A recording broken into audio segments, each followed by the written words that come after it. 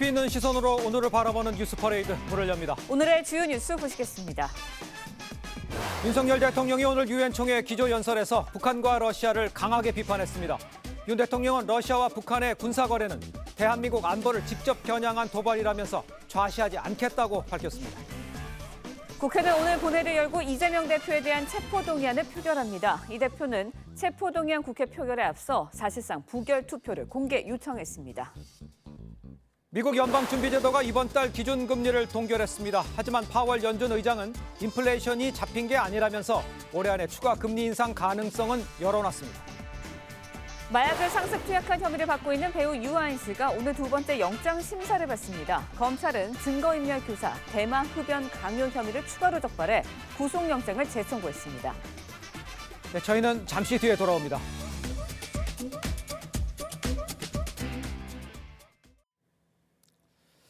시청자 여러분 안녕하십니까? 목요일 뉴스 퍼레이드 시작합니다. 윤석열 대통령이 오늘 유엔 총회 기조연설을 했습니다. 15분에 걸친 연설에서 윤 대통령은 러시아와 북한 간 군사거래, 대한민국 안보를 직접적으로 겨냥한 도발이라면서 좌시하지 않을 것이라고 말을 했습니다. 첫 소식 뉴욕에서 홍현주 기자입니다. 지난해 유엔 총회 연설을 통해 국제 무대에 데뷔했던 윤석열 대통령이 2년 연속 총회장 연단에 섰습니다. 윤 대통령은 북핵은 전 세계 평화에 대한 중대한 도전이라고 비판했습니다. 러시아와 북한 군사 거래는 우크라이나뿐만 아니라 대한민국의 안보와 평화를 직접적으로 겨냥한 도발이 될 것입니다. 특히 러시아를 겨냥해 세계 평화의 수호자여야 할 안보리 상임이사국이 전쟁을 일으키고 안보리 결의를 위반하는 북한으로부터 무기를 지원받는 현실은 자기 모순적이라고 직격했습니다. 이러한 상황에서 안보리의 개혁이 필요하다는 의견이 폭넓은 지지를 받게 되는 것입니다. 윤 대통령은 긴축 재정 기조에도 내년 공적개발 원조 예산안 규모를 40% 이상 확대했다며 국제사회의 개발과 기후, 디지털 격차를 해소하기 위해 주도적 역할을 하겠다는 의지를 밝혔습니다. 원전과 수소와 같은 무탄소 에너지를 확산하기 위한 오픈 플랫폼 CF연합을 결성하겠다고 새롭게 공개했습니다. 전 세계 누구나 참여할 수 있는 오픈 플랫폼인 카본 프리 연합을 결성하고자 합니다. 글로벌 에너지 전환을 주도하겠다는 것으로 70년 전 지원을 받는 나라였던 대한민국이 이제는 글로벌 중추국가로서 국제사회 기여에 앞장서겠다는 선언으로 풀이됩니다. 윤 대통령은 연설에서 엑스포를 14번 언급했는데 2030 부산 엑스포는 연대 엑스포가 될 것이라고 각국 정상의 지지를 호소하면서 연설을 마무리했습니다. 뉴욕에서 TV조선 홍현주입니다.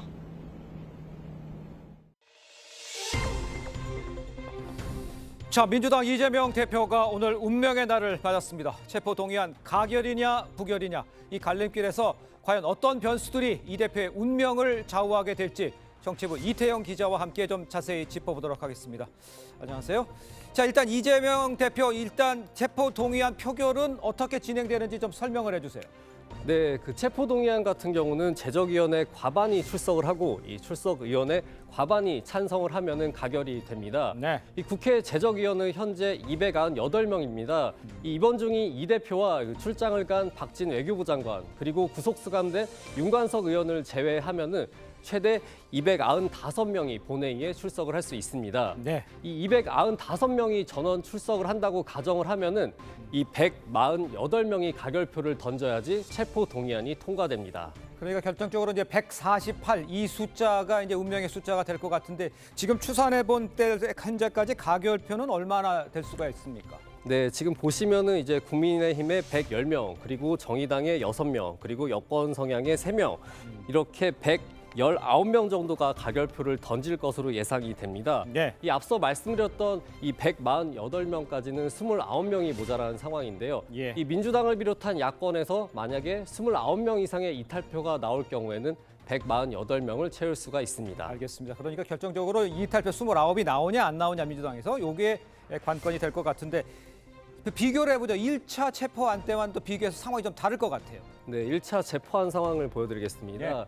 이 2월 1차 표결 때는 민주당에서는 최소 30표의 이탈표가 속출을 했었습니다. 그래서 가결이 139표로 그 부결 138표보다 많은 것으로 집계가 됐었습니다. 그 1차 때 나왔던 이른바 반란표가 오늘은 어디로 향할지가 사실 오늘 표결의 가장 큰 변수라고 볼 수 있습니다. 네. 네, 그리고 이에 대해 비명계 이현욱 의원은 어제 보시는 것처럼 이 1차 체포 동의안이 와서 표결했을 때 이 반란표는 38표로 예측을 한다면서 그때 가결을 던졌던 의원들은 이번에도 대부분 가결을 선택할 가능성이 높다고 내다봤습니다. 이 체포안 가결 쪽에 무게를 싣는 발언입니다. 예.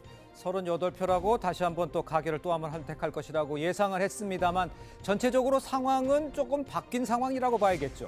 네, 그렇습니다. 바로 이 대표의 단식이 가장 결정적인 변수입니다. 네. 20일 넘게 이어진 단식으로 이 대표는 당내 상당한 동정표를 얻었다는 이렇게 평가를 받고 있는데요. 여기에 또 지난번 표결 당시에 대거 이탈표를 경험했던 이 친명계와 강성 지지자들이 이번에는 표 단속에 나선 것도 영향을 줄 수가 있습니다. 이 가결표를 던진 의원을 색출해서 정치 생명을 끊겠다는 경고까지 나온 만큼 1차 때보다 이탈표를 던지는데 압박감을 더 가질 수 있습니다. 하지만 이제 이탈표가 만만치 않을 것이다. 이런 이야기도 지금 나오고 있긴 하죠. 네, 그렇습니다. 일단 투표는 무기명 투표로 진행이 됩니다. 네. 그래서 이 부결표를 압박하는 당내 분위기에 어쩔 수 없이 겉으로는 부결표를 약속을 해도 막상 기표소에 들어가면 어떤 투표를 할지는 아무도 모른다는 얘기입니다.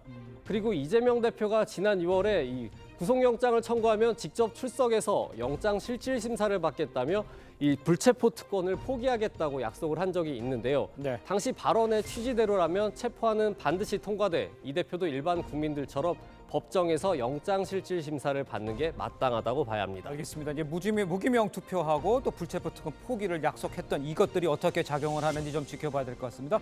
이태영 기자 수고했어요. 자, 하지만요, 이 대표 이 불체포 특권 포기란 이 3개월 전 약속을 끝내 깨고야 말았습니다. 어제 소속 의원들에게 사실상 부결을 지시한 건데 이 대표의 말 바꾸기가 오늘 표결의 막판 변수가 될지도 관심입니다. 최지원 기자가 설명하겠습니다. 병원에 입원한 뒤 의사소통조차 쉽지 않다던 이재명 대표가 검찰 독재의 폭주 기관차를 멈춰달란 글을 SNS에 올렸습니다. 자신의 체포동의안 표결 방향을 논의할 당 회의 30분 전이었습니다. 이 대표는 검찰의 영장 청구가 부당하다며 체포동의안 가결은 정치검찰의 공작 수사에 날개를 달아줄 거라고 주장했습니다. 부당한 영장 청구란 명분을 들며 석 달 전 약속했던 불체포 특권 포기 선언을 뒤집은 겁니다.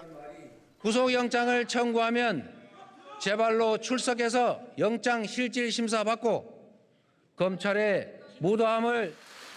이 대표는 지난 2월 성남FC 불법 후원금 의혹 등으로 구속영장이 청구됐을 때도 표결 나흘 전 기자회견을 열고 의원들을 향해 부결을 요청했습니다. 체포동의안 표결 하루 전 이 대표가 사실상 부결을 호소하는 메시지를 낸 걸 두고 일각에선 결과를 예단하기 어려운 상황으로 판단한 것 아니겠느냐는 관측이 나왔습니다. 본회의에선 민주당이 맞불 상정한 한덕수 국무총리 해임 건의안 표결이 이 대표 체포동의안에 앞서 진행됩니다. TV조선 최재원입니다. 전해드린 대로 이 대표는 부결표를 호소하고 있지만 이 대표의 구속영장에는 각종 범죄 혐의가 자세히 망라돼 있어 이 대표를 압박하고 있습니다. 백현동 사업과 관련해 이 대표가 허위 주장을 하고 거짓 증언을 해달라고 공무원을 회유했다는 정황도 드러났습니다. 이 대표가 최대 징역 36년 또는 무기징역까지 선고받을 수 있다는 게 검찰의 판단입니다. 송민성 기자의 보도입니다. 백현동 부지 용도 변경은 박근혜 정부 국토부의 협박 때문이라고 한 이재명 더불어민주당 대표. 그거는 국토부가 요청해서 한 일이고 만약에 안 해주면 직무유기 뭐 이런 걸 문제 삼겠다고 협박을 해서. 지난 대선 기간 이런 식으로 말했다가 허위사실 공표 혐의로 재판에 넘겨졌습니다. 검찰은 이 대표 구속영장에 성남시 공무원 등은 당시 국토부 협박이나 그런 분위기가 없었다고 진술한다고 적었습니다. 오히려 허위사실 공표로 고발당한 이 대표가 담당 공무원들을 접촉해 국토부 협박이 있었던 것처럼 진술해달라고 회유와 압박을 시도했다고 결론 내렸습니다. 국토부가 용도 변경은 지자체가 임의로 판단할 사항이라고 성남시에 통보했고, 이는 이 대표에게도 보고됐다는 내용도 영장에 담겼습니다. 검찰은 대북 송금 800만 달러 등 이 대표의 각종 혐의에 과거 형사처벌 전력 등 가중사유까지 감안하면 징역 36년 또는 무기징역까지 선고할 수 있다고 덧붙였습니다. TV조선 송미선입니다. 이 대표의 체포동의안 표결을 앞두고 국회엔 긴장감이 높아지고 있습니다. 이 대표의 강성 지지자들이 국회에 몰릴 것을 대비해 경계를 강화하고 있는데요. 국회에 나가 있는 취재기자 연결해 자세한 상황 알아보도록 하겠습니다. 박재훈 기자, 국회 분위기 지금 어떻습니까? 네, 국회 사무처는 오늘 오전 10시부터 국회의사당의 일부 외곽문을 닫겠다고 예고했습니다. 1문부터 7문까지 총 7개 문 중 본청 뒤편에 있는 4문과 5문을 상황 종료 시까지 닫겠다는 겁니다. 친이재명계의 원외 모임인 더민주 전국혁신회의 등은 오전 11시부터 국회의사당 앞에서 집회를 열 예정입니다. 이들은 인간띠입기로 국회를 포위해야 한다며 약 10만 명의 당원을 동원하겠다고 밝힌 바 있습니다. 이와 관련 국회 사무처는 출입 시 신분증 및 출입증을 반드시 착용하고 신분증 확인 요청을 받을 시 협조해달라고 요청했습니다. 점심시간에는 국회 도서관도 출입문을 닫을 예정입니다. 네, 저는 마저 감도는 분위기인 것 같은데 오늘 표결에 여야 어떤 대응 전략을 펼칩니까? 네, 국민의힘은 이 대표의 체포동의안을 통과시키기 위해 국회의원 출신 장관을 총동원령을 내린 상태입니다. 반면 민주당은 당론을 정하지 않고 자율투표에 나서기로 했습니다. 이 대표가 불체포 특권 포기를 약속해놓고 이를 뒤집었다는 비판을 우려해 당론은 정하지 않은 것으로 보입니다. 하지만 체포안을 부결시켜야 한다는 분위기를 당내에 조성해 이탈표를 막겠다는 전략으로 풀이됩니다. 친명계와 이 대표 강성 지지자들은 공개적으로 부결표를 압박하는 분위기입니다. 가결표 색출까지 시사한 만큼 오늘 표결 결과가 가져올 당내 후폭풍도 만만치 않을 것으로 보입니다. 지금까지 국회에서 TV조선 박재훈입니다. 자, 지금 전해드린 대로 민주당 이재명 대표에 대한 이 두 번째 체포동의안 표결을 앞두고 국회에 그야말로 전운이 감돌고 있습니다. 자, 두 분과 함께 정치권 소식 좀 꼼꼼하게 좀 짚어보도록 하겠습니다. 김영우 전 자유한국당 의원, 김효은 전 민주당 선대위 대변인 모셨습니다. 안녕하십니까? 네, 안녕하세요. 네, 반갑습니다. 자, 이 대표 표결을 하루 앞둔 어제 SNS에 사실상 부결을 촉구하는 이 메시지를 올렸습니다. 이 불체포 특권 포기를 선언했던 이 자신의 발언을 뒤집었다, 이런 비판이 나오고 있죠. 지난 6월 이 대표가 했던 발언, 또 어제 메시지에 대한 이 여당의 반응까지 함께 들어보고 이야기를 이어가겠습니다. 저에 대한 정치 수사에 대해서 불체포 권리를 포기하겠습니다. 구속영장을 청구하면 제 발로 출석해서 영장 실질 심사 받고 검찰의 무도함을 밝히겠습니다. 지난 6월 이재명 대표가 국민들 앞에서 불체포 특권 포기하겠다고 호기롭게 외치던 그 말은 거짓임이 드러났습니다. 대한민국 제1야당 정치인이 국민들 앞에서 한 약속을 이렇게 헌신짝처럼 버리는 모습은 더 이상 정치인으로서 자격이 없다고 할 것입니다. 자, 직접 보셨습니다만 이재명 대표요, 병원에서 입원 중인 상황에서 SNS에 이 장문의 글을 올렸습니다. 체포 동의안 가결은 이 검찰의 공작 수사에 날개를 달아주는 것이다. 그러면서 사실상 부결을 호소를 했습니다. 불체포 특권 포기를 선언했던 이 대표가 직접 나서서 자신의 체포안 부결을 호소한 상황입니다. 먼저 의원님 어떻게 생각하십니까? 우리 헌정 사상 말이죠. 이 당 대표가 네. 자신이 이끄는 당을 이렇게 힘든 지경까지 몰고 갔던 적이 과연 있었나, 이런 생각을 할 수밖에 없어요. 네. 사실 개인의 철저한 그 개인적인 비리와 부패 혐의 아닙니까? 그렇습니다. 이걸 가지고 정치 쟁점화 만들어 가지고 완전히 지금 그 당을 분열시키고 있죠, 사실상. 예. 그러니까 정치적으로 스스로 무덤을 파는 것도 심각하지만 네. 당을 사실상 지금 분열로 이끌고 있다, 이렇게 볼 수밖에 없죠. 음. 어제 그러니까 체포 동의안 부결을 강하게 호소하지 않았습니까? 그렇습니다. 사실상의 압박이죠. 이것은 뭐냐면은 네네. 자신이 불구속 기소가 된 상태에서라도 공천권을 행사하겠다라는 얘기입니다. 그러니까 네네. 철저하게 자당 소속의 민주당 의원들을 예. 줄 세우게 하고 있다. 이렇게밖에 볼 수 없고 또 제일 심각한 것은 얼마 전까지 그 불체포 특권 내려놓겠다라고 당대표 연설에서 호언을 했잖아요. 그렇죠. 그런데 바로 이게 지금 며칠 지나지 않아가지고 예. 이것을 완전히 그냥 180도 바꿔가지고 헌신짝처럼 내던지고 있지 않습니까? 네. 그러니까 민주당에 대한 신뢰 완전히 지금 이제 무너지고 있는 거죠. 예. 이렇게 됐을 때 사실상 비명계 의원들은 더욱더 위축될 수밖에 없다. 어제 그 당 대표의 강한 압박이 있었기 때문에 예. 이렇게 되면은 만약에 그 가결표에 가담하게 된다면 네네. 결국은 친명계 의원들이라든지 아니면 강성 지지층 개딸들이죠. 네. 이런 사람들이 그 가결에 참여한 민주당 의원들을 색출하지 않겠습니까? 예. 이렇게 되면은 사실상 분열이다. 그리고 민주당이 개혁을 여태까지 추진해 왔다는 것은 완전히 완벽한 위장 쇼였다라는 것을 만천하에 드러낸 게 아닌가 이런 생각이 듭니다. 예, 어제 내은 이 SNS 메시지의 배경 또 의미 이런 걸 좀 하나하나 좀 짚어주셨는데요. 이 여당에서는 이 국민과의 약속을 헌신짝처럼 버렸다 이런 반발이 나왔는데 아까 보셨습니다만 3개월 전에 스스로 했던 이 불체포 특권 포기 발언을 번복을 했고 그 전에 대선 공약에서도요 불체포 특권 폐지 이거를 이야기를 했었습니다. 본인이 여러 번 했던 거를 뒤집으니까 오히려 이제 역풍을 맞는 상황이 아닌가 이렇게 보는데 어떻게 평가를 하십니까? 그러니까 불체포 특권을 폐지하겠다는 얘기는 대선 때부터 그렇게 나왔었고요. 얘기를 했었죠.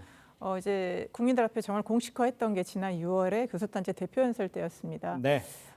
그래서 아마 불체포 특권을 포기하겠다고 당대표가 얘기를 했고 당의 혁신위도 1호 공약으로 그를 내세웠고요. 그 이후에도 이제 민주당 의원 31명이 불체포 특권 폐지에 동의한다. 예. 이런 것들을 입장을 밝히기도 했습니다. 그래서 이제 민주당이나 국힘을 포함해서 이제 이제는 국회가 불체포 특권을 과거의 유산이니까 이거를 내려놔야 되는 거 아니냐. 예. 이런 상당히 또 공감대가 있었던 것도 사실입니다. 네네. 그런데 어제 이재명 대표가 표결 하루 앞두고 예. 이런 여론의 부담을 충분히 알매도 불구하고 이렇게까지 얘기한 거는 정말 내가 불체포 특권을 내려놓고 싶지만 검찰의 지금 행태가 너무 무도하다. 특히 비회기 중에 청구를 해달라라고 그렇게 얘기를 했고 예. 충분히 그렇게 할 수 있음에도 불구하고 굳이 정기국회 이 기간에 이렇게 체포 동의안을 넘기는 것 자체가 검찰이 정치행위를 하고 있다. 이거에 대한 강한 반발의 의사를 예. 이제 어제 그렇게 표출한 것 같은데요. 네네. 과연 이제 불체포 특권의 이런 거에 이제 이재명 대표가 선언을 했지만 상황이 바뀌면서 이거에 대해서 약간 다른 입장이 또 보여진 것처럼 보여지는 그런 우려는 있는 것 같습니다. 그런데 제가 다르게 여쭤볼게요. 자, 검찰의 무도하고 공작 수사다라는 것이 만약에 이재명 대표의 생각이라면 당당히 재판부에 가서 설명하고 소명 받아서 날개를 본인이 달고 나오면 훨씬 더 상황은 편해지는 거 아닙니까? 왜 이렇게까지 호소를 하면서까지 불체포 특권을 가결시켜달라고 부결해달라고 하는 겁니까? 그렇죠. 이제 이재명 대표도 불체포 특권을 포기한다고 얘기할 때 검찰이 당당하게 나가서 무도함을 밝히겠다고 했지만 예. 어제 또 이재명 대표 얘기는 그런 거죠. 검찰이 회기 중에 구속영장을 청구함으로써 민주당에 대해서는 가결일 때, 부결일 때 어떤 상황에서도 검찰에 유리하게 끌고 가고 있다. 예. 가결이면 민주당의 분열을 일으킬 것이고 또 부결이면 민주당이 방탄 정당이다라는 이미지를 국민들한테 준다. 예. 그래서 어떤 선택을 하더라도 검찰이 만들어 놓은 그 프레임에 그거에 끌려가지 않겠다. 예. 그런 이제 강한 의지가 표출이 되면서 이런 얘기가 나온 것 같습니다. 알겠습니다. 일단 이 대표가 단식에 들어가면서 이 당내에서 부결 여론이 지금 커지던 상황이었는데 예상 밖으로 이 대표가 직접 사실상 부결을 호소를 했잖아요. 오늘 포결에 이게 어떤 영향을 미칠지 이것도 좀 궁금한데 의원께서는 어떻게 보십니까? 그러니까 이제 당 대표가 단식을 지금 여러 날 해오지 않습니까? 그렇습니다. 그러니까 이제 이재명 당 대표가 노린 게 그거죠. 굉장히 단식을 하고 있는 당 대표에 대해서 체포 동의안을 가결시킨다고 하는 게 얼마나 인정머리가 없나 말이죠. 그런 것을 노린 것 같아요. 그것 때문에 이제 지금 비명계 의원들이 소가리를 하고 있는 거죠. 그렇습니다. 이제 내년 총선이 계속 다가오고 있는데 이런 상황에서 예. 민주당이 얼마 전까지 내걸었던 불체포 특권 내려놓겠다라고 하는 네네. 당 대표가 명명백백하게 국민들에게 밝힌 예. 그 약속을 완전히 지금 무너뜨리고 있지 않습니까? 예. 그러니까 이런 상황에서 가결을 시키자니 너무 인정머리가 없는 것 같고 또 부결을 시키자니 이것은 또 굉장히 또 위축이 되는 일이죠. 그렇습니다. 그다음에 이제 공천을 앞둔 상태에서 예. 그 강성 지지층을 의식할 수밖에 없을 겁니다. 예. 이것 때문에 이재명 당대표는 민주당을 지금 분열시키고 있다. 본인이 이제 그 체포동의안이 부결돼 가지고 감옥에 안 가고 잠시 살 수는 있지만은 네네. 민주당을 완전히 죽이는 일이죠. 예, 그래서 역대 이렇게 정말 어떻게 보면 독한 당대표가 있었나 말이죠. 이런 예. 생각까지 들 정도인데 만약에 그 체포동의안이 부결이 되면은 민주당은 개혁으로부터는 정말 멀어지는 것이고 네. 민주당은 아마 많은 국민들로부터 지지가 더 떨어지지 않겠나, 신뢰가 떨어지지 않겠나 예. 생각이 됩니다. 오히려 가결이 되면 네네. 살아날 수가 있죠. 민주당은 네. 비대위 체제로 가든 어떻게 되든 이제 개혁을 만들어갈 수 있는 어떤 계기, 모멘텀이 생기는데 예. 부결되는 것은 정말 이재명 대표를 위한 일인지 모르겠지만은 민주당 스스로는 정치적인 무덤 쪽으로 들어가는 일이다 생각합니다. 알겠습니다. 민주당이 사느냐, 이재명 대표가 사느냐, 이 부분에 갈려 있다 이렇게 좀 평가를 해주신 것 같습니다. 제가 이거 한번 여쭤볼게요. 비명계에서는요 이렇게 그 부결을 호소하진 하지만 그래도 막판에 가결해 달라, 나 재판부 가서 하겠다라고 할 것이라는 그 희망. 그런 것들을 할 것이다, 원칙을 지킬 것이다 이렇게 생각했던 분들 많았었던 것 같아요. 많지는 않았지 뭐 있었습니다. 그런데 이 상황이 이렇게 됐다? 그러면 비명계 입장에서는 좀 어떻게 생각할까요? 이 상황을. 그러니까 최근에도 뭐 의견을 밝힌 의원님들이 있지만 예. 뭐 어쨌든 그러면 당당하다면 차라리 그 법원 앞에서 예. 명확하게 이 사법 리스크를 해소하고 돌아와라. 그러니까요. 이런 주장이 계속 있었습니다. 그래서 예. 그런 생각을 하시는 분들은 아마 그 생각이 변하지 않았을 것 같고요. 예. 다만 지난번에 불체포 특권을 폐지하겠다고 서명한 31명 중에 어느 정도가 그러면 이 상황에 대해서 예. 불체포 특권이 없어지는 건 필요한데 이 표결에 대해서는 어떻게 할 것인가. 네. 이거에 대해서 상당히 고민을 할 수는 있을 것 같습니다. 그런 상황에서 최근에 이제 이재명 대표가 또 단식을 했기 때문에 예. 그리고 이것과 또 별개로 너무 윤석열 정부의 그 정말 이 국정 운영이 거의 국민들을 뭐 정말 등을 돌리게 할 정도고 특히 여러 가지 너무 보이지 않습니까? 뭐 장관 후보자 임명이랄지 대법원장 임명이랄지 예. 이런 사안들에 대해서 정말 윤석열 정부가 이렇게 하면 안 된다라는 또 국민 여론이 있기 때문에 예. 지금 이재명 대표나 민주당의 부담스러운 사법 리스크가 있음에도 불구하고 이거 가결은 아니다. 이렇게 왔다 갔다 하는 그런 생각이 계속 있을 겁니다. 그래서 예. 아마 막판까지도 의원들이 고심을 하지 않을까 상당히 어려운 상황인 것 같습니다. 알겠습니다. 지금 어려운 상황이라고 정리를 해주셨습니다만 이 친명계에서는요. 지금 표결을 앞두고 부결 압박에 나서는 모양새입니다. 원내에서는 가결표를 색출해야 한다 이런 주장도 나오고 있고요. 이 도대체 어떤 이야기가 나왔는지 좀 직접 한번 들어보고 이야기를 이어가겠습니다. 대표를 지키지 못할 망정 뒤통수에 돌멩이를 던지고 등에 칼을 꽂아서야 되겠습니까? 야당 파괴 공작으로 흉기를 들이대면 똘똘 뭉쳐 싸우는 길 말고 달리 무슨 선택이 있을 수 있겠습니까? 이번에 가결표 던지는 의원들은 끝까지 추적 색출해서 저는 당원들이 그의 정치적 생명을 끝낼 것이라고 생각합니다. 자, 직접 들어보셨습니다만 이 가결표 던지는 의원들 색출해서 정치적 생명을 끝내야 한다 이런 주장입니다. 이 강성 지지층들 부결을 약속한 의원들 답장은 또 온라인에 올리면서 압박에 나서는 상황인데 이 정도면은 뭐 의원 해보셔서 알지만 압박 상당한 거라고 봐야죠. 이거는 정상적인 정치가 아닙니다. 예. 더더군다나 뭐 끝까지 색출해서 정치적인 생명을 끊겠다? 네. 이런 막말이 어디 있죠? 이거는 정말 불가능한 일이 벌어지고 있고 예. 국회의원이라고 하는 자리가 얼마나 좀 무거운 자리입니까? 그렇습니다. 국민의 대표인데 지금 민주당 의원들 보십시오. 부결표 던지겠다고 인증샷 찍어가지고 지금 돌리고 있지 않습니까? 예. 저는 이거 보고 정말 한심하다. 헌법에도 나와 있어요. 국회의원은 자기 양심에 따라서 국익을 위해서 임무를 행한다 이렇게 나와 있습니다. 그렇습니다. 어떻게 이런 일들을 벌이고 있는지 말이죠. 예. 그리고 본인의 의사에 따라서 국회 본회의장에서 표결을 하면 되는 겁니다. 그렇죠. 이것을 인증샷까지 이렇게 돌린다는 것은 완전히 정말 무슨 뭐 공산당 뭐 색출하듯이 말이죠. 색출하겠다고 직접 의원들이 나서서 얘기를 하고 있지 않습니까? 네. 민주당이 저는 사실 이재명 당대표의 이런 무리한 단식과 명분 없는 단식과 더더군다나 불체포 특권 포기하겠다고 하는 약속 번복과 예. 이런 걸 통해서 민주당이 저는 갈 때까지 가고 있다 생각을 합니다. 예. 그러니까 민주당이 그래도 살기 위해서는 내년 총선을 대비한다면은 약속한 대로 사실 가결시키는 게 맞아요. 그게 인정 머리 없이 보일지는 모르겠지만은 근데 일단 이재명 당대표의 단식 자체가 명분이 없었어요. 예. 그리고 나서 나중에 명분을 지금 막 만들고 있습니다.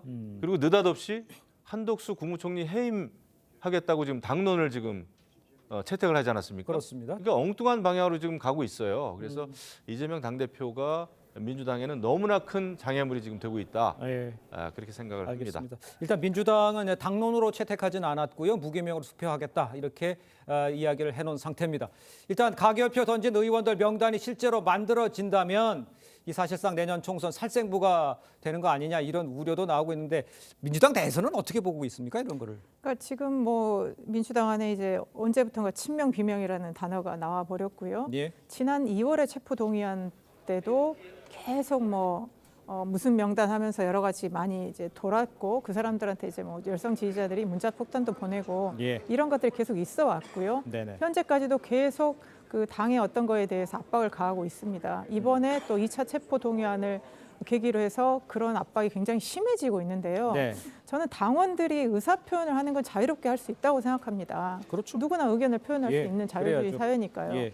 그런데 이게 지나치면 마치 열성 당원들이 내가 민주당의 국회의원을 내가 뽑았어. 내가 당대표를 만들었어. 내가 만들었으니 당신들은 내 뜻대로 하시오.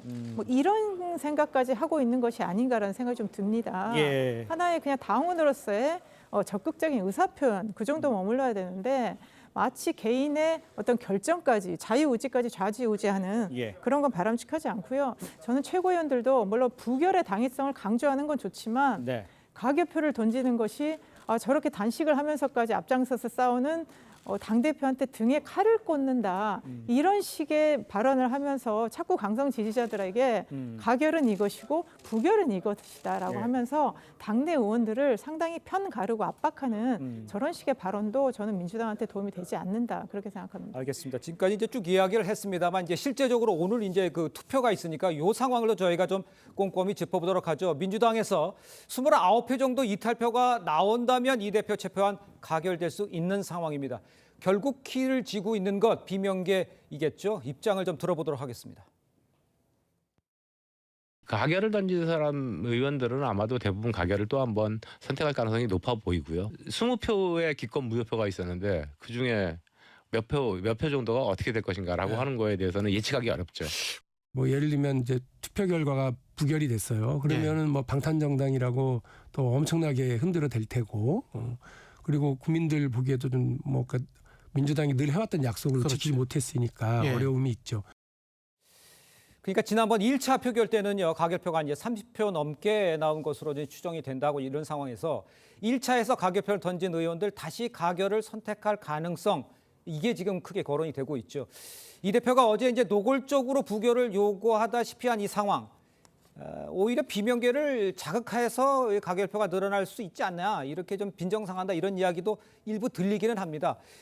전체적으로 봤을 때 표결 정도로만 봤을 때는 의원님께서는 어떻게 평가를 하십니까? 저는 지난번에 그러니까 한 30표 이상이 이제 이탈했다 이렇게 보는데 그거보다 늘기는 어려울 것 같아요. 그렇습니까? 예. 네. 아무래도 당대표의 단식이라고 하는 이 국면에서 예. 그 이탈하기가 그렇게 쉽겠나 그런 생각이 들고 그다음에 지난번보다도 지금 이제 친명계 의원들이라든지 강성 지지층들의 압박이 훨씬 심해졌습니다. 그렇죠. 당대표 단식이라고 하는 이 상황 때문에 이런 상황에서 그렇게 양심 있는 의원들 숫자가 더 늘어날 수 있겠는가 말이죠. 네. 이게 정말 초미의 관심사예요. 그러니까. 그리고 이제 아까 말씀드렸습니다마는 한덕수 국무총리 해임 건의안은 당론으로 채택을 했습니다. 그렇죠. 어제 뭐 체포동의안 부결은 뭐 당론은 아닙니다마는. 예. 근데 이런 상황에서 저는 비명계 의원들이 소가리를 할지언정 네네. 정말 양심을 걸고 체포동의안 부결표를 던질 것인가? 저는 그거 쉽지 않다고 봐요. 지난번보다 오히려 이탈표가 줄어들지 않을까. 그런 면에서 볼 때 민주당은 더 어려운 길로 이제 가고 있다 이런 생각을 합니다. 일차적으로 이제 김영 의원께서는 부결에 무게를 두고 계신 네. 것 같습니다. 일단 오늘 표결에서 또 주목되는 부분이 있죠. 이 한동훈 장관 국회에 나와서 구속 필요성을 설명을 했습니다. 할 텐데요. 표결에 영향을 미칠 가능성 이거는 어떻게 보십니까? 지난번에 나왔을 때는 민주당 좀 불편해했었잖아요. 저는 상당히 영향을 미칠 거라고 그렇습니다. 보여집니다. 예. 이번에는 이제 이재명 대표가 이제 직접 나와서 신상발을 하기가 어려운 상황에서 네. 이제 한동훈 장관의 이제 일방적인 이제 주장 설명이 있을 건데 지난번에도 그 노웅래 의원 체포 동의안 때도 그 범죄의 중대성을 본인은 설명한다고 했지만 예. 굉장히 자세하게 뭐 돈봉투가 부스럭거리니 어쩌니 이런 표현들이 상당히 의원들을 자극했다 이런 또 평가들이 있었습니다. 네네. 그래서 오늘 아마 한동훈 장관이 어떤 방식으로 설명을 할지가 중요할 것 같고요. 특히 어제 뭐 언론을 통해서 보도된 구속영장 그 청구서에 보면 상당히 길게 네. 그리고 거기에 어떤 법리적인 내용뿐만 아니라 여러 가지 것들을 얘기를 하면서 네. 그 이재명 대표의 그게 뭐 죄가 중하다 이런 얘기들이 계속 나왔습니다. 그런 예. 상태에서 오늘 한동훈 장관이 이거를 더 강하게 얘기를 할 때 과연 그러면 의원들이 상당히 지금 고민하는 의원들 입장에서 예. 이건 정말 검찰의 무도한 영장 청구구나라고 생각할 수 있는 가능성이 상당히 있을 걸로 보여집니다. 알겠습니다. 자, 오늘 말씀 여기까지 듣겠습니다. 오늘 2시에 시작을 하니까요. 어떤 결과가 나올지 좀 지켜보도록 하죠. 두 분과 인사 나누겠습니다. 고맙습니다. 감사합니다. 네, 미국 연방준비제도가 이번 달 기준금리를 동결했습니다. 하지만 파월 연준 의장은요, 인플레이션이 잡힌 게 아니라면서 올해 안에 추가 금리 인상 가능성을 열어놨습니다. 이유진 기자입니다. 미국 연준이 이번 달 기준금리를 현행 5.25에서 5.5% 수준으로 동결한다고 밝혔습니다. 지난해 3월부터 10회 연속 금리 인상 행진을 이어온 연준은 올해 6월에야 한 차례 멈췄다가 한 달 뒤 금리를 재차 인상했었습니다. 연준은 경제가 여전히 견고하고 실업률도 낮은 수준이라고 평가했습니다. 이에 따라 한국과 미국의 금리 차도 최대 2%포인트를 유지하게 됐습니다.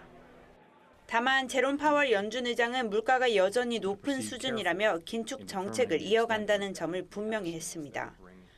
연준이 올해 말 금리 예상치 중간값을 5.6%로 밝힌 만큼 연내 최소 한 번의 금리 인상을 단행할 것으로 보입니다. We're prepared to raise rates further if appropriate, and we intend to hold policy at a restrictive level until we're confident that inflation is moving down sustainably toward our objective. 내년 목표 금리도 5.1%로 상향 조정해 당분간 높은 금리를 유지하겠다는 뜻을 내비쳤습니다. 연준의 추가 금리 인상 시사에 뉴욕 증시는 하락 마감했습니다. TV조선 이유진입니다. 배우 유아인 씨가 마약 혐의로 오늘 두 번째 구속영장 실질 심사를 받습니다. 서울중앙지법은 오늘 오전 마약류관리법 위반과 증거인멸 교사 등의 혐의로 유아인 씨에 대한 영장 심사를 진행합니다. 유 씨는 지난 2020년부터 프로포폴을 약 200차례 상습 투약하고 지인들과 마약류를 투약한 혐의를 받고 있습니다. 자녀 입시 비리 등의 혐의로 징역형을 확정받고 복역 중인 정경심 전 동양대 교수가 오는 27일 가석방으로 풀려납니다. 가석방 소식에 조국 전 장관은 격려를 보내준 시민들에게 감사를 전했습니다. 이정민 기자의 보도입니다. 딸 조민 씨 입시 비리 관련 혐의 등으로 징역 4년을 확정받고 복역 중인 정경심 전 동양대학교 교수가 이달 27일 가석방으로 풀려납니다. 복역 3년 3개월 만입니다. 정 전 교수는 2차례의 허리디스크 수술을 받고 충분한 재활 치료 없이 재수감돼 건강이 심각하게 나빠졌다며 앞서 2차례 형 집행정지를 신청했지만 받아들여지지 않았습니다. 의료진 등 전문가들이 향후에 어떤 그 수술이라든가 치료 계획 부분에 대한 구체성이 좀 떨어졌기 때문에 그 부분에 대해서 좀 보류한 것이다. 조국 전 법무부 장관은 부인 정 교수의 가석방이 결정되자 자신의 SNS에 위로와 격려를 보내준 시민과 기도로 힘을 준 종교인 여러분께 감사드린다며 정 교수의 건강 회복에 힘쓸 것이라고 했습니다. 하지만 정 전 교수는 지난 2월 아들의 입시 비리 관련 1심 재판에서 유죄가 인정돼 징역 1년이 추가됐고 2심 재판이 진행 중인 상황입니다. 정 전 교수가 가석방되면서 조 전 장관의 오촌 조카와 동생을 비롯해 조 전 장관 일가는 모두 풀려나게 됐습니다. TV조선 이정민입니다. 후원금 횡령 혐의 등으로 재판에 넘겨진 윤미향 의원이 2심에서 징역 1년 6개월에 집행유예 3년을 선고받았습니다. 형이 확정되면 윤 의원은 의원직을 잃게 됩니다. 황미진 기자의 보도입니다. 일본군 위안부 문제 해결을 위해 설립된 정의기억연대. 윤미향 의원이 이 단체 이사장을 지낼 때 후원금을 빼돌린 혐의 등으로 재판에 넘겨졌습니다. 무슨 권리로 위안부 피해자를 만두의 고용으로 사용했습니다. 왜 내가 이렇게 바보같이 이렇게 당하면서 1심은 대부분 혐의를 무죄로 판단하고 횡령 일부만 유죄로 인정해 벌금 1,500만 원을 선고했습니다. 하지만 2심 판단은 달랐습니다. 재판부는 모금액을 철저히 관리했어야 하는데도 이를 빼돌려 시민에게 피해를 입혔고 직접 변상이나 회복도 안 이뤄졌다며 징역 1년 6개월에 집행유예 3년을 선고했습니다. 횡령액이 1심 1,718만 원에서 7,960여만 원으로 늘었고 김복동 할머니의 조의금을 관련 없는 용도로 사용한 혐의도 유죄로 인정했습니다. 인건비를 허위 계산해 정부 보조금을 편취한 혐의 등도 유죄가 나왔습니다. 윤 의원은 즉각 상고 의사를 밝혔습니다. 일본군 위안부 문제 해결을 위한 30년의 운동이 소멸되지 않도록 남은 기간 동안 최선을 다하겠다라는 말씀을 드립니다. 대법원에서 징역형이 확정되면 윤 의원은 의원직을 잃게 됩니다. TV조선 황민지입니다. 네, 앞서 전해드린 대로 입시 비리 혐의로 복역 중인 정경심 교수 오는 27일 가석방으로 풀려납니다. 네, 관련 내용 정혁진 변호사, 조기현 변호사와 함께 자세히 짚어보도록 하겠습니다. 안녕하십니까? 안녕하세요. 네, 반갑습니다. 자, 정경심 전 교수 지난 7월에도 이 가석방 심사 대상에 올랐지만 당시엔 부적격 판정을 받은 적이 있었습니다.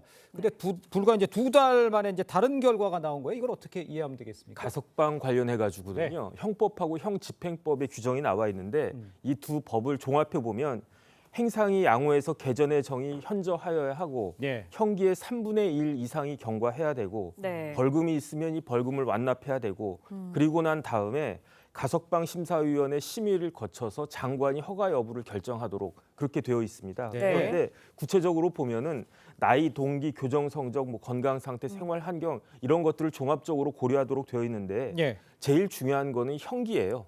형기를 얼마만큼 채웠는가. 그런데 옛날에는 이게 한 실무적으로 한 80% 정도를 채워야 그래야 가석방을 해준다. 이런 어떻게 보면 하나의 기준이 있었던 거거든요. 그런데 정경심 교수가 그 징역 4년을 받지 않았습니까? 그런데 요번에 이제 27일인가 석방이 되면 실질적으로 한 37개월 정도 복역한 게 돼가지고 3년 1개월 정도, 한 11개월 정도 잔여 형기가 남게 되는데 그 기준이 딱 80% 정도가 되는 겁니다. 그래서 제가 봤을 때는 그냥 일반적으로 다른 사람하고 크게 뭐 다른 바 없이 그렇게 가석방이 되는 것이 아닌가. 그렇게 생각이 됩니다. 알겠습니다. 네, 뭐 의료적이진 않다라고 말씀해 주셨는데 가석방 기간 동안 일상생활 똑같이 할 수 있는 건가요? 뭐 제약되는 부분은 없나요? 전반적으로 보면 크게 제약은 없다고 볼 수 있습니다. 보호관찰 명령을 같이 받기 때문에 보호관찰관의 지시를 받아야 되고 또 정기적 면담을 해야 됩니다. 거주지 이전을 할 수는 없고 또 해외 여행도 금지가 되는데요.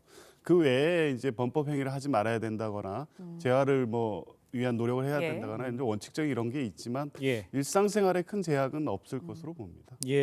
그런데 일단 아들의 입시 비리 재판은 지금 진행 중이잖아요. 그렇다면 다시 또 재수감될 수도 있는 상황이라고 봐야 됩니까? 뭐 이론적으로는 가능한데 왜 그러냐면 형법에 가석방 중에 금고 이상의 형의 선고를 받아 확정이 되면 그러면 그 효력을 잃게 돼서 다시 또 구속이 될 가능성이 있는데 현실적으로 가석방 기간이 한 11개월 정도 남았단 말이에요. 그런데 지금 이 조국 전 장관도 같이 연루가 되어 있는 이 재판이 그 기간 내에 대법원까지 확정될 가능성은 사실은 별로 없어 보이고 물론 이제 그 재판 자체에서 그것도 이제 업무방해죄가 될 텐데 그 재판 자체에서 실형 선고가 나올 가능성은 있지만 가석방이 실효가 돼서 그 문제가 될 가능성은 제가 봤을 때는 별로 많지 않아 보인다 생각이 듭니다. 그렇군요. 네, 가석방 결정 직후에 조국 전 장관 감사의 뜻을 밝히면서도 파파라치 행태를 삼가해달라고 했습니다. 그런데 이제 최근 조 전 장관 일가가 공식 행보를 좀 많이 보이고 있지 않습니까? 그거와는 조금 다소 모순이 되는 거 아니냐 이런 지적도 있을 것 같은데 어떻게 보시나요? 뭐 관련한 보도나 관심 자체를 갖지 말아달라 뭐 이런 정도의 요구까지는 아니고요. 뭐 집 근처에 잠복해서 카메라를 갑자기 들이댄다거나 차량을 추적해서 계속 따라다닌다거나 이렇게 해서 실질적으로 뭐 위해감을 느끼거나 불안감을 느끼는 행위를 하지 말아달라는 간곡한 부탁이죠. 뭐 본인이 뭐 요구하든 하지 않든 언론의 관심이라는 거는 지금 재판이 계속되는 동안 받을 수밖에 없기 때문에 다만 최소한의 인권 차원에서 어쨌든 가석방으로 이 지금 나오게 되는 정경심 교수가 건강상의 여러 가지 문제가 있지 않았습니까? 그렇죠. 그런 측면에서 좀 파파라치적인 어떤 행위들로 불안감을 야기하는 이런 행위 정도는 하지 말아달라는 요청으로 봅니다. 알겠습니다. 자, 아까 리포트에도 보셨습니다만 이제 계속해서 의원직 상실형에 해당하는 선고를 받은 이 윤미향 의원 이야기를 좀 해보도록 하겠습니다. 그러니까 이제 국민 기부금으로 뭐 갈비도 먹고 뭐 동물병원도 가고 이런 것들이 이제 재판부가 제대로 판단했다 이렇게 보면 이해를 하면 되겠습니까? 네, 맞습니다. 원래 범죄의 혐의는 검사가 입증해야 되는 거거든요. 하지만 횡령죄에 있어서는 만약에 법인의 돈을 개인 계좌로 입금했다라고 하면 그 자체로 횡령이 인정이 되는 거예요. 그런데 그 돈을 내가 개인 계좌로 입금을 했지만 제대로 법인을 위해서 썼다. 이것은 피고인이 입증해야 되는 거 아니겠습니까? 그렇겠죠. 그런데 1심 판결에서는 이상하게 반대로 판단을 했어요. 그런데 항소심에서 이를 제대로 그냥 바로 잡았다. 이렇게 판단하면 될 것 같습니다. 네, 재판부는 이제 김복동 할머니 조의금 1억 3천만 원을 불법 모금한 혐의도 유죄로 판단을 했습니다. 그러면서 성숙한 기부 문화 조성을 방해했다라고 이야기를 했어요. 1심에서는 이 부분이 무죄였죠.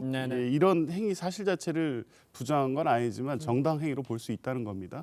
장례라는 어떤 특수한 상황이 있었기 때문에 기부금품법에 따른 어떤 모집 행위에 대한 절차적인 것을 지키지 못할 어떤 사정이 있었다고 보고 또 모금된 금액 자체의 사용처가 개인적으로 이용하거나 이런 부분은 아니고 관련 단체의 어떤 비용으로 지출되거나 했기 때문에 그러한 사정을 고려했을 때 정당 행위로 봤었는데 항소심 재판부는 좀 엄격하게 법정을 한 것 같습니다.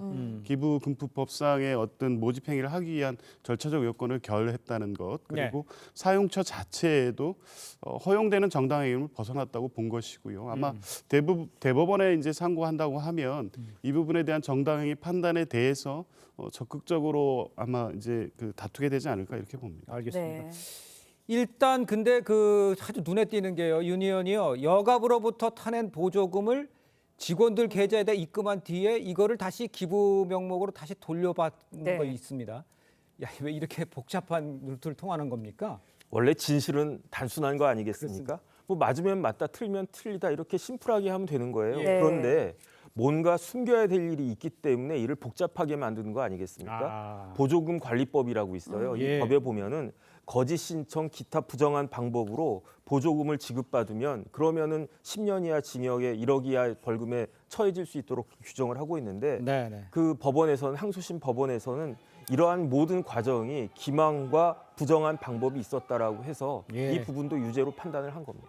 네, 재판 과정을 좀 살펴보면요. 항소심 판결까지 3년이 걸렸습니다. 그리고 앞으로 대법원 판결도 남아 있습니다. 윤미향 의원이 항소를 하겠다라고 밝혔기 때문인데 최종 판결 더 늦어질 전망입니다. 그러면 이제 윤 의원, 최가공 전 의원처럼 임기를 다 채우는 거 아니냐 이런 지적도 있거든요.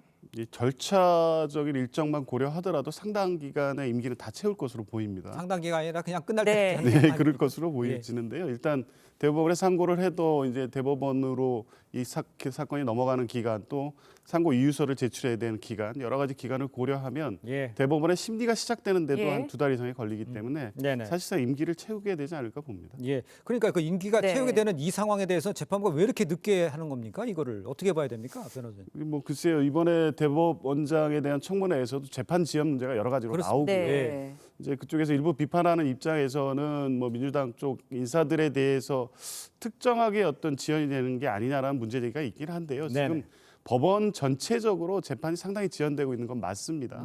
특별히 윤미향 의원에 대해서 이 사건이 지연됐다고 보기는 어렵고요.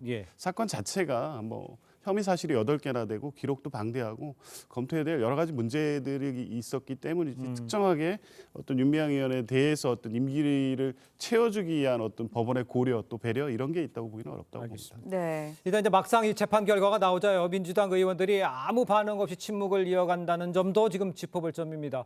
위안부 할머니에게 최소한 그 유감 표명 정도를 하는 게 도리는 아닌가 뭐 이런 생각은 했는데 어떻게 보셨어요? 글쎄요, 저는 윤미향 의원이 지금 민주당 소속이 아니고 무소속 아니겠습니까? 그렇기 때문에 침묵하는 것인가 그렇게 생각을 했는데 곰곰이 생각을 해보니까 1심 때는 이재명 대표가 의심해서 미안하다, 정신 차리겠다 이렇게 이야기를 했고 양이원영 의원도 검사와 언론의 마녀 사냥이었다라고 그렇게 이야기를 했단 말이에요. 근데 그때도 윤미향 의원 무소속 아니었겠습니까? 민주당이 물론 지금 상황이 뭐 제정신일 수 있는 그런 상황은 아니고 정신이 없겠지만 그래도 이 부분에 대해서는 뭔가 입장 표명을 해줘야 그래야지 이제 할머니들이 어느 정도 납득하실 수 있지 않을까 저는 그렇게 생각이 됩니다. 알겠습니다. 가장 피해를 보신 분들이 위안부 할머니라는 거 잊지 않을 거야 될 것 같습니다. 자, 오늘 말씀 여기까지 듣겠습니다. 고맙습니다. 고맙습니다. 감사합니다.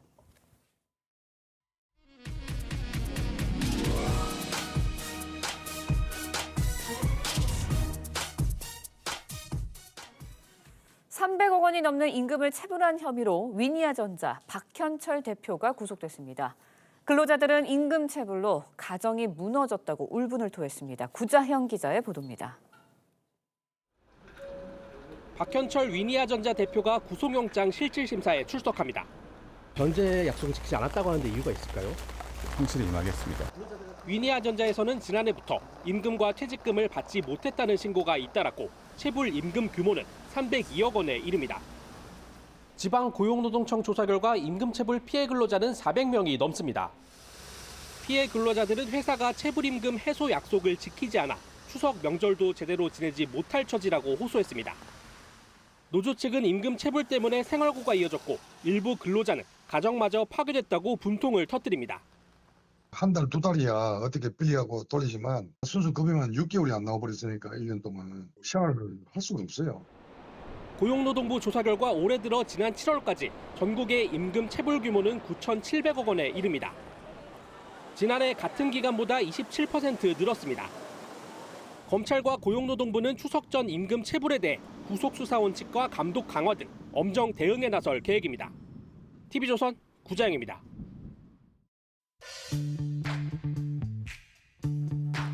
렌즈에 담긴 그 순간 그 의미를 짚어보는 시간이죠. 사진기자가 선택한 아침의 한 장입니다. 오늘은 조선일보 사진부 이태경 기자와 함께합니다. 안녕하세요. 오늘 아침에 볼 사진 어떤 건가요? 네, 요즘 세계 곳곳에서 가을 축제가 한창인데요. 축제를 즐기는 사람들의 모습 사진으로 만나보겠습니다. 독일 남부 미넨의 맥주 축제인 옥토버 페스트가 개막했습니다. 축제장을 찾은 사람들이 환한 표정으로 건배를 외칩니다. 익살스러운 표정의 종업원도 즐거워 보이는데요. 축제하면 퍼레이드가 빠질 수 없습니다. 무용수들이 화려한 동작으로 사람들의 흥을 돋웁니다. 어린이부터 어른까지 모두 즐거운 모습입니다. 우리나라에서도 최근 신촌 글로벌 대학문화축제가 열려 퍼레이드가 펼쳐졌는데요. 외국인 유학생들이 개막 퍼레이드를 펼치기도 했습니다. 네, 즐거운 가을 축제인데요. 퍼레이드 하니 최근에 귀여운 퍼레이드를 선보인 강아지들을 빼놓을 수 없다고요? 네, 맞습니다. 러시아의 상트페테르부르크인데요. 다양한 의상을 입은 닥스훈트 종의 강아지들이 워킹을 선보입니다. 이번 닥스훈트 퍼레이드의 주제는 음악이었는데요. 다양한 방법으로 주제를 표현한 의상을 입고 늠름하게 걸어갑니다. 반려견과 의상을 맞춰 입은 사람들의 모습도 보이고요. 화려한 꽃장식을 두른 강아지부터 귀여운 양말을 신은 모습의 강아지도 관객의 눈길을 끕니다. 네, 당당하게 걷는 퍼레이드 사진들을 보니 활기차지는 것 같습니다. 지금까지 아침의 한장이었습니다. 어제 많은 비를 쏟아낸 강한 비구름대가 동해상으로 빠져나가면서 현재는 주로 영남 지역에 약한 비가 이어지고 있습니다. 비는 오늘 밤이면 대부분 그치겠고요. 예상되는 비의 양은 5에서 최대 30mm 정도로 많지는 않겠습니다.